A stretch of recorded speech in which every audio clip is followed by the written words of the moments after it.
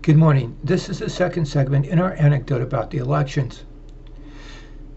We were talking about you, and you now have to be the welfare mother so you can put your child in a daycare center and work all week just so you can pay rent to somebody who lives in the foothills, to Harry the hippie and Al the Afro and Fancy the feminist.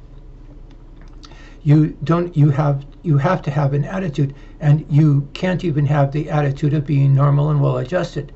The idea of being an American Yank and being a common housewife and living in a house and running your own world has been completely thrown out. And the same is true of the guy. What about the guy? Do you know what it's like to be a man and work all week long and still not make enough money to support a wife and child? There are words for this class of people. Some of them begin with the letter P, others begin with the letter N. And once again, he has no ability now to be a normal, well-adjusted person. The very things that make the United States such a magical place to live has been thrown out. I have to stop and stick in here, remind myself of a sense of categories. When it came to the people we've been talking about, their choice was a choice of pure malice. And now times have changed. Now there is a peasant and property class society, and so you could be in the upper class and be a notorious scoundrel or a very kind person and still be in the upper class, or you could be in the peasant class and you could be either a notoriously unscrupulous person or a very kind person. And now we have to have a daydreamy sense of categories and shuffle things around so that the people who are scoundrels are on the outside of society, and the people who are what we would call the good guys are normal and well-adjusted, the American Yank, a good wife and mother, a good husband and father, and a good citizen. Did you notice there's something notoriously missing here? Where's the professor of political science? He should be out in the street screaming his head off about this. I'll bet some of them are, we just can't hear them. And his buddies, the psychiatrist.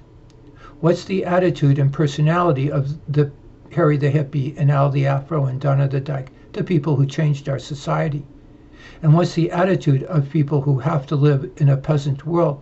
And what's the attitude of being normal and well-adjusted, of being an American Yank? And another one of their buddies, where's the sociologist? The changing of our society from a large middle class to a peasant and property class society. Let's start to end this anecdote. What is the Australian balloting system?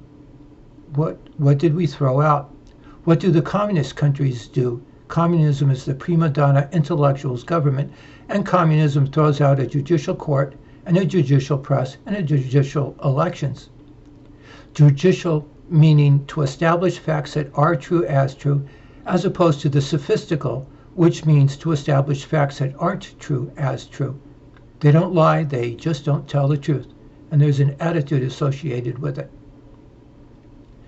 Did they really start mailing out ballots, and did they really start having things such as ballot harvesting? Then that ends everything. Excuse me, I always have to add something. And when it comes to the elections, it's inappropriate. It isn't the right thing to do, to try and prove that elections were corrupt by saying that this particular voting machine wasn't working, or perhaps this person at this election place was corrupt.